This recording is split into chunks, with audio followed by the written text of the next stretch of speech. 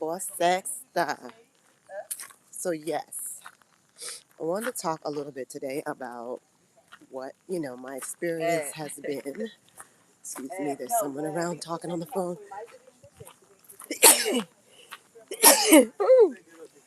Excuse me, y'all. Bonjour. As a black woman here in Brazil, living in Brazil with my children, oftentimes, sorry y'all, it's that time of year. Oftentimes, people ask me in the comments or on my videos or whatever, what that experience is like. They hear different things about Brazil. Oh, it's so racist, it's so this, it's so that.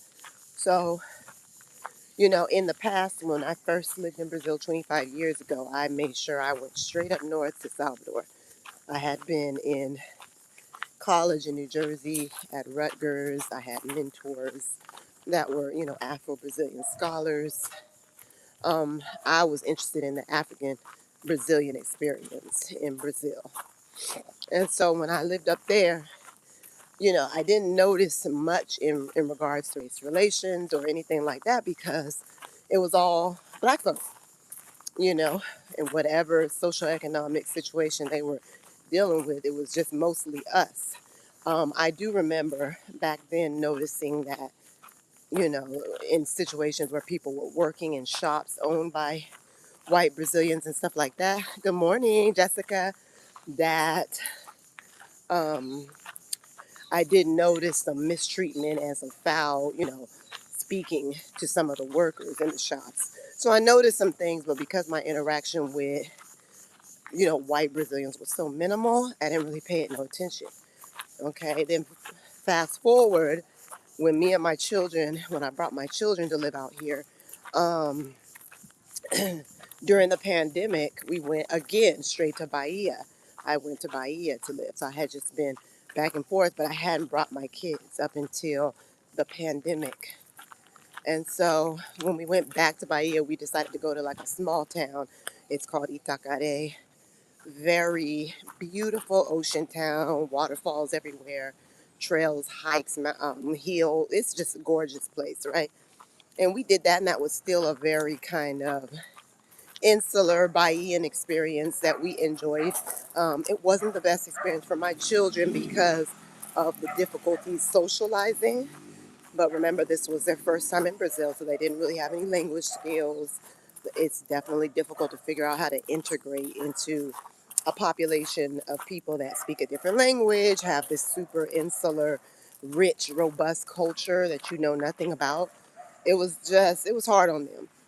We stayed for almost a year though, and I had a blast. I mean, for me, it was a blast because I love Bahian culture. The food was excellence, the freshest, everything you could get, the scenery. I could do ayahuasca when I wanted. We had everything up there. So that was kind of our experience in Bahia. I would say my family, as a family, we started to integrate more when we came down south and moved to São Paulo the first time, and that was because even though you hear about São Paulo, oh, it's white Brazilians, they're racist, all this stuff. Actually, here is a place where tolerance and kind of respect for um, different groups and stuff is almost like woven into the actual culture of the city. It's like a really woke culture, which for me can be good, and then extreme in some ways. But overall, it's a culture that really loves and respects, black folk in regards to obviously the things that we're known for, music and dance and these kind of things, art. It's a city that is very, very rich in all of those things, and it's very international. So you have Africans here, a ton of them. You have Haitians here. You have Cubans here. Not too many Jamaicans and other Caribbean people. Um, you have some African Americans here. You have obviously people from all over the globe out here. So it's the tolerance and the energy of just feeling like you're respected when you move out in the world, at least here in Sao Paulo, was really high. And so I don't have an experience where I say, yeah, this country's so racist. I just have not had that. And I've spent maybe 4 years here total. But, some people, they do experience things. And sometimes where you're really experiencing is in those places that have that kind of haunting of colonialism, real heavy, such as in Bahia. Okay, because it's like it's so evident how colonial Bahia was. So, um, for me, it's wonderful. Me and my children, we have a robust, wonderful life. I use that word again because that's how I would describe our lives here in São Paulo. We have everything. We're able to go to organic farmers markets. We're able to access all of the foods and herbs and medicines we could ever need for our, day-to-day needs. We're able to any day of the week go see pretty much any artist. All the musicians of the world pass through Sao Paulo. So we get to, experience shows, concerts, live venues, open mic. Any day of the week we could go and have whatever creative experience we want to have. There's amazing museums, so many museums, amazing art galleries, street art. It's a city that has allowed us to really just expand as a family. My son has access to everything he could want. We've got music teachers. He's learning music. He's very inspired. He's producing music. He's only 14. He's, he has access to all the martial arts that he needs. There's beautiful private schools. They're costly. They're not cheap. But if you are coming out here with children, you do have the option of enrolling them in really great trilingual, at least bilingual private schools. Um, I could go on and on and on. My experience here in Brazil when I travel in between states, in different states, on land, all of that has been similar. I haven't really had an experience where I've had to be like, feeling away because I'm black, which is nice, right? Because we never really know what we're going to get when we're traveling in the world. I have been to countries and stayed did long-term stays. I wouldn't call it living there, but I've done long-term stays in particular in Europe and have had some negative experiences, especially in France. And so, there's just, when we're picking and deciding where we want to move to and how we want to, leave America, where we want to go, it's important that we pick somewhere where we can exist without having to feel a way about, you know, being black. And so Brazil, I think, is a good candidate for that. And I mean, part of that is that half the population would identify as black or mixed, right? I mean, that's just the reality. It's a very brown culture here. If they're not just straight looking like black folk, they are, very indigenous looking. Just no matter what, you're going to get a lot of melanated folks. Now, when you come to Sao Paulo, you'll be confused because it looks very Euro.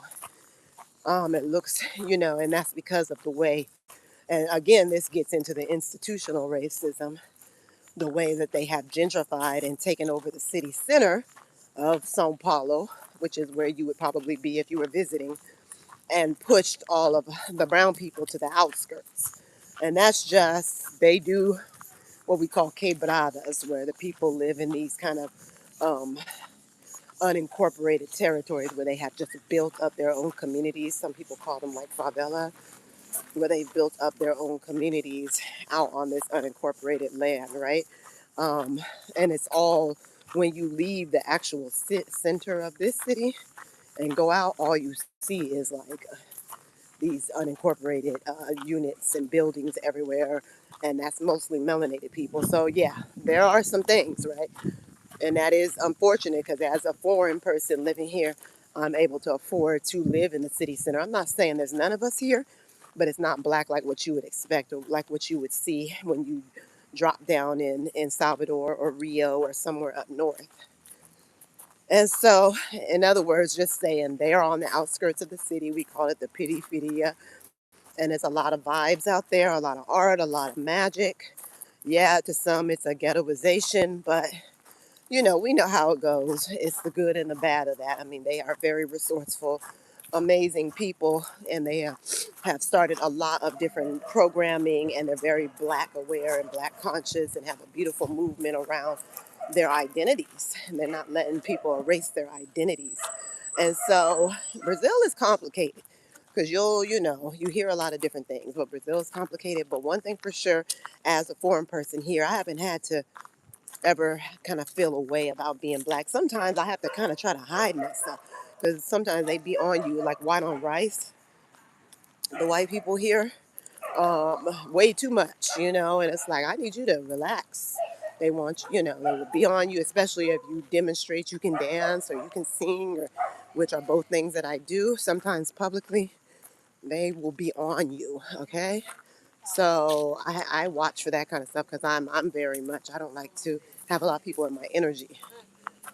So yeah, I mean that is my experience in terms of you know making friends and having community and all of that. That can be really challenging here, and you really need to get the language down to have that, unless you're just a very very sociable person who can just your energy just kind of transcends language barriers, because Brazilian people are cool, they are open, they will work with you if you don't have the language, but their natural leaning is towards other Brazilians. This is kind of an insular culture.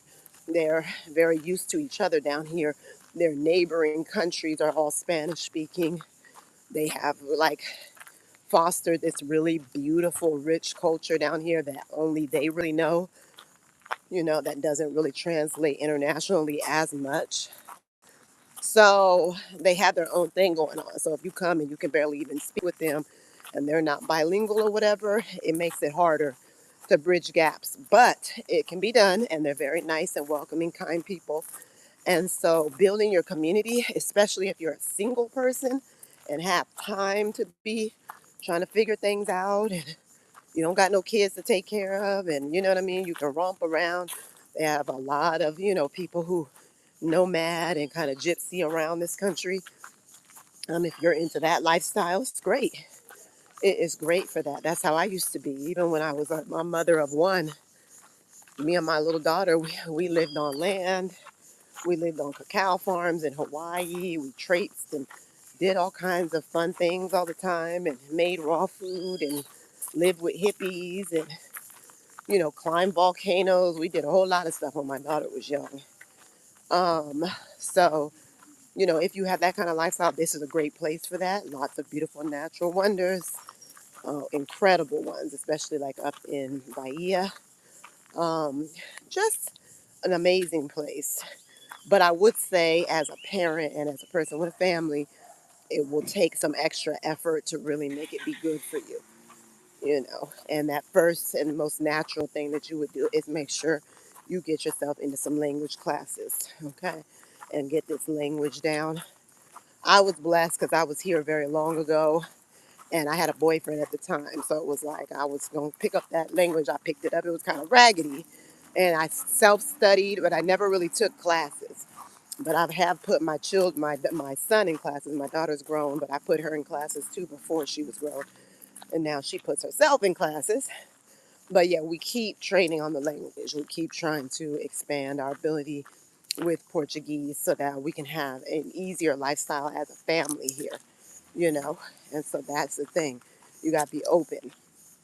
Um, and that, does anyone have any questions? Jessica, hey girl.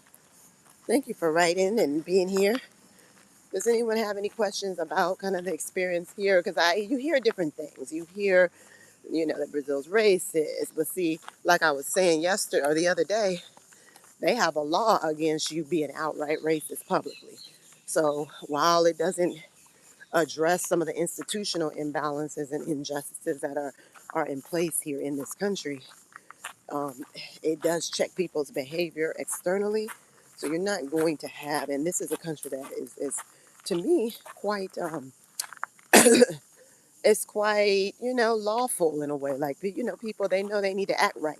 These police don't play out here. They got military police, mind you, Brazil has been out of a dictatorship only since 1984. So, they've got military police. You will see, big ass guns on the police out. Okay, so they ready for whatever. So even though they can be kind of ominous, the fact of the matter is people stay in their place here. I ain't gonna lie. Now that doesn't mean there's not crime, but particularly in the city I'm in, people, mostly are gonna act right. And so, um, you can't just be out here, calling people names. I mean, I don't know if you guys seen the story about that Argentinian, and those are the, them people are like Nazis, a lot of them. That Argentinian lawyer who was in Rio, and we don't know what happened. Okay, Jessica, I'm gonna get back to that. Put a pin in that. Do you need a work permit? So, yeah, Brazil, you technically are not supposed to be working without a work permit, but that's not really a big issue. One, because um, you can work under the table here relatively easy. I think I had brought it up in the last video you were on, but a lot of people teach English here, a lot. Now, I would say it might not be as lucrative to do it in terms of you being able to take care of your overhead like it is maybe in Vietnam or China, obviously, or something like that. But they have that same system of people wanting to learn English here. And you can teach English and you can do it under the table. Schools will hire you under the table. You can also start your own thing and just start collecting students. And if I tell you, like, literally everywhere I go, people asking me are curious or want to learn English with me. And I am a former English teacher, but it's just not a passion of mine. I'd rather just like keep a job and have my other businesses going on. So that is an option. My daughter teaches English on the side of her job. Yeah, you can always teach. So you don't have to worry about that. Now, will it allow you to, have a big fat crib and do all? Nah. You'll probably be living pretty simple if you're teaching English. Like if you were doing it here in São Paulo, get you a little kitchenette, a little studio. If you're used to living simple, make it nice. It could be a nice one. You could probably pay for that and maybe other basics, but it ain't gonna mean a whole lot of money. And that's just the reality. And like I was saying, when I taught English back in the days here, way back in the days, the pay would get you further. The pay would really get you further. But hey, you can do whatever you want. I mean, sometimes here, if you open your mouth and say an English word, they be freaking out. Oh my God, you say that so well. They love English. They want to learn English. I just don't really care about teaching English, but they definitely want to learn English. That is always an option as a business and as a, kind of side hustle while you're here. And so it's something to consider. It's not as institutionalized as it is in like parts of Asia, because, Asians are very organized in general, typically in their cultures, but you can still find opportunities teaching English, right? If that's something you want to do. So, yeah, I mean, what else? Let's see. Yeah, but work permits, one thing about Brazil, a lot of people do a lot of things under the table. It's a very much a under the table type of place. Um, but yeah, I mean, you would have to figure that out. And again, like for instance, if you were going to try to come out here and stay for a while, you only get the 6 months in a year, unless you just want to be, an illegal citizen, illegal alien, which a lot of people do that too. That's very common here. But I don't know if it's worth it right now because they charge you a lot of money every day that you're late leaving the country. A lot of money, as in like $20 a day, USD. I mean, it's a lot. So $10 a day or something. So, once you leave here, once you've been here, let's say you stayed an extra 6 months, you got that $20 a day times that 100, whatever amount of days that is, 180 days. That's a lot. So, and then it blocks you from being able to come back in because you have to pay all that off. So it's not really worth trying to stay out here, um, unless you have set up that digital nomad visa or something like that. But you get 6 months. So if you're good with 6 months, you do your 3 months. You go to the Policia Federal after that. and you ask them for another 3 months, which they pretty much always give you, and you have your 6 months here. So it's a blessing. You get a good long time. It's a good enough time to see if this is something you really want to do and get yourself organized to be able to come and do a long-term stay. But yeah, that's how that works here. hmm Um, and so it's not a loosey-goosey place. It's not somewhere where you can do any border runs. There's no border runs. You can leave the country within a couple of months, and come back in, but you're still running on that 3 month clock. Hold on. 3 months, and then needing to upgrade. Once you hit 3 months in the country for the year, you're still going to have to ask for permission to stay another 3 months. So that's just kind of how that works. Olá, tudo. Bom dia. Oi, tudo bem? This is another one that wants me to teach in English. They're everywhere. People are super friendly here. Come on. So yeah, there are lots of options. Lots of options here. Did you have any other questions, Jessica? Or I love to just help out. Olá. Olá. Como vai você? Eu tô bem, você tá bem? Ah, sim. Muito bem. Any other questions from y'all today? Yeah, so that's my little spiel about my experience here as a sister. It's mellow. I mean, most places I go, I be trying to hide because they be showing me so much love, Like we really get treated well out here. It's lovely and it's diverse and you get the internationalism and the vibe which I need. I can't just be acting like there's not certain things that are part of my lifestyle that might be, of other cultures that I want to have access to, different foods, different things. So I need a place where I can access those things. São Paulo is truly a cosmopolitan city. Okay. Crédito. Truly a cosmopolitan city. So, and that works for me. But yeah, what's the process of getting an apartment? That's a great question. So the ciao ciao. Ciao. What you did? Obrigado. So the process of getting an apartment, most people are going to come here and get a Airbnb, obviously up front. Okay, so you'll come, you get an Airbnb. You just have to look. We have certain websites you really can't even access them out of the country. I guess you can with a VPN, but there's specific websites, Quinto Andad, and different websites that have apartments. A whole long listing of everything that's here.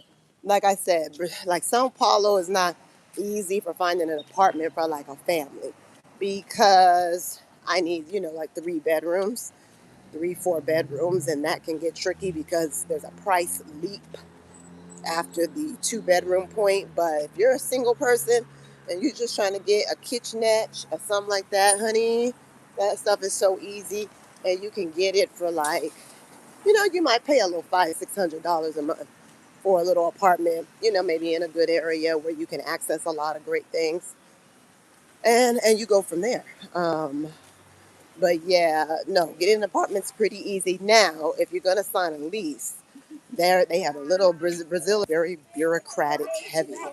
Yeah, I thought you were very bureaucratic heavy. So anytime you're setting anything up here, bureaucracy heavy. You're going to have to go through jumping through some hoops in the beginning of it. And then once you sign up and got everything down, then you're good. So yeah, with the process of just coming out here, you would have to, find a landlord. I found my apartment that I have a lease on through Airbnb. I literally approached someone in the back end of Airbnb and was like, your place looks nice. Can I see it? Would you be open to coming off platform? And she took a chance with me, and it's been amazing. Um, so she definitely rented the place out to me. A lot of times the leases here, you can get out of the 3 year thing, but they tend to be 3 year leases. So that is kind of a lot. You can ask to, have a 1 year or whatever. But yeah, getting a lease is pretty easy. I didn't have to show them proof or nothing. I think they just trusted me as a foreign person, and it was great. It's been great. I haven't had any issues at all. So you will easily be able to get an apartment, especially as a single person. it's harder for multiple bedrooms here. Mm-hmm. Yeah. I'm going into my house, but I'll still talk to you if you have any more questions. Just gonna get back to getting ready for work because I am a working mama. Yeah, I mean, and the apartments here, it's not like they're the greatest. Like they're not very advanced in terms of making places look really fly, unless you really drop in some money. But overall, you can get a decent place. So for a really modern, nice spot, though, you're gonna have to come up off some cash for that. Hmm. So most of the places are just kind of basic, like mine. We have hardwood, a nice, cleanly apartment. It's always been super comfortable, kind of small. So if you want a spread of any sort, anything that's giving you more size, you pay for size here. So a lot of the apartments are quite small. But yeah, that's it. I mean, everything is pretty chill out here, just whatever you want. No window? What do you mean, no window? Oh, let me move. Okay, let me move. Yeah, you're right. I'm moving. So yeah, if anyone has any other questions, I'm here. If not, I'm gonna get back to my weights because I need to wrap it up before I start work. But yeah, again, I'm here to help. I'm here to support. Even if you're not gonna stay in Sao Paulo, even if you just want to check it out and go from there. Sao Paulo's not for everyone. You know how they say Brazil is not for beginners. Sao Paulo is not for like someone who's a beginner traveler usually, or someone who oh yeah, definitely windows, definitely. Or somebody who is brand new to Brazil, Sao Paulo might be a bit challenging. There are other places where things might flow smoother for someone who is new to the country, but Sao Paulo is an option if you're someone who likes a cosmopolitan city that has a lot of conveniences plus a really good international airport. I mean, I could literally get on a flight tonight and be in Miami, like just get on red eye and just wake up in Miami. It's super easy.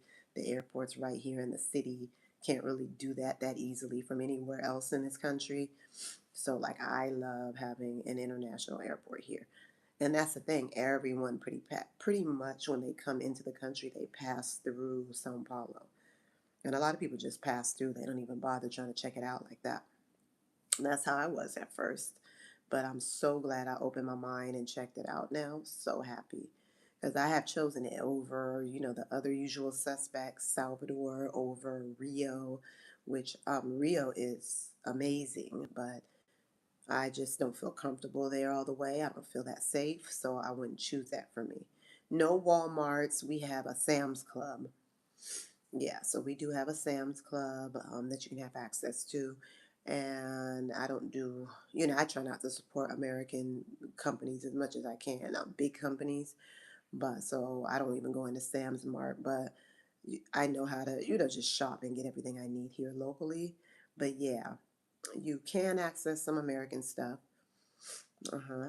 And then this is a country that's very kind of well insulated. Like they grow a lot of their own stuff. They have a lot of their own stuff.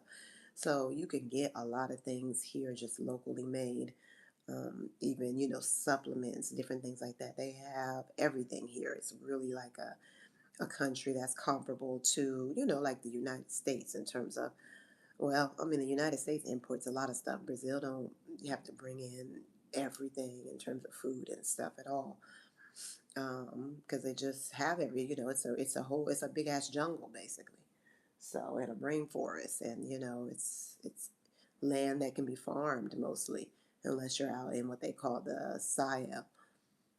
Mm-hmm. So, yeah.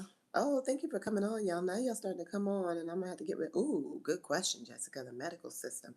Um, that's interesting. Brazil has it. Oh, girl, such a blessing.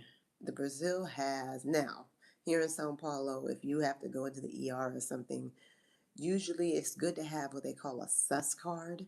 You can't necessarily get a sus card if you don't have a residency, But the sus card, or even if you're just a tourist and you have an issue, if you get taken to the ER, they're going to treat you, deal with you, and they probably won't even charge you. If they do, it'll be so minimal, it don't make no sense. Like, the healthcare is universal. They treat, if somebody needs medical care, they get medical care here, period. Now, if you're like an illegal alien or something like that and you don't have a sus card and you just here, um, you still can get treated for emergencies and things like that. It would be more difficult. You're going to be able to get help too if you had something chronic, like if you ended up getting sick. But obviously, that care is not going to be at the level of private care, right? Because the private care is really nice here, really nice. And there's a lot of access to integrated medicine and holistic medicine and, excuse me, and acupuncture and different things like that. So there's a lot of options, but it is a universal healthcare system, basically. And it truly is, and it's so blessed. I seen a brother, he had some issue, like, oh yeah, no, he was just trying to travel up somewhere where he needed a particular vaccination, yellow fever or something like that. And so he was in Bahia. He went to the clinic. He thought I was going to have to pay out of pocket. They gave him the vax, and he didn't even have to pay. Now, I'm not into none of that. But, you know, oh, shut up. Go away. Yeah, so I'm not into none of that.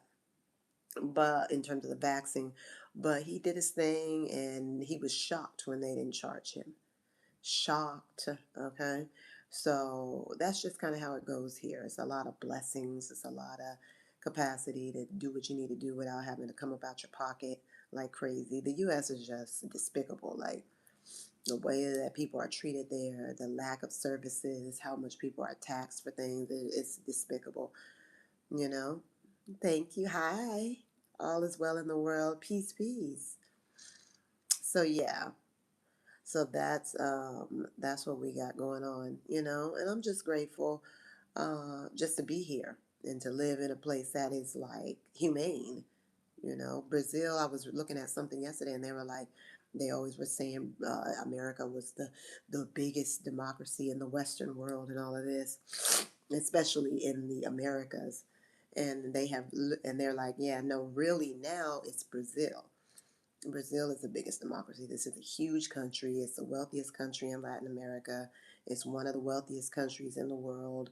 And they still are dealing with people in a humane way, in a way where it feels like, maybe more of a socialist leaning, but in a way that is, that respectful of people's beings mostly. Now, does stuff pop off still? Yeah, there are very shady institutions in this country, like, for instance, the police force in Rio de Janeiro. So you will hear about, brown folk and poor. Is more poverty here. It's not as much race based, it's more poverty. Social economically challenged people who are getting treated like shit, being killed, things happening to them because of a very corrupt police department, okay? But in terms of overall government and overall experience here, yeah, it feels a lot more egalitarian and a lot more blessed than anywhere I've ever been, so I'm grateful. Mm-hmm.